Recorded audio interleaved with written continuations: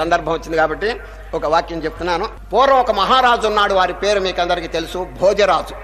భోజరాజు వారిలో ఉన్న స్పెషాలిటీ, ప్రత్యేకత ఏమిటో తెలుసండి. లక్ష్మి సరస్వతి కంబైన్ అయినారండి వారిలో. ఇటు కావలసినంత సంపద, డబ్బు ఉన్నది, ఇటు కవిత్వం, సంస్కృతం అనర్గళంగా మాట్లాడగలడు. ఎవరు? భోజరాజు.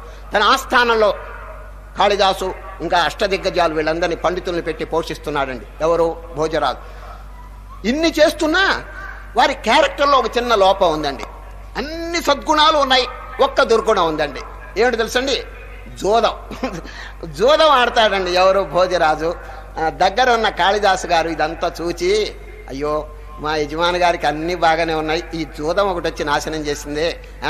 బంగారం అనేది చాలా విలువ కలిగింది, కానీ దానికి స్మెల్, సువాసన లేదు. బంగారుకే కనుక సువాసన ఉంటే ఇంకా ఎంత వాల్యూ ఉంటుంది దానికి. మా రాజుగారికి ఈ దుర్గుణం పోతే ఇంకా ఎంత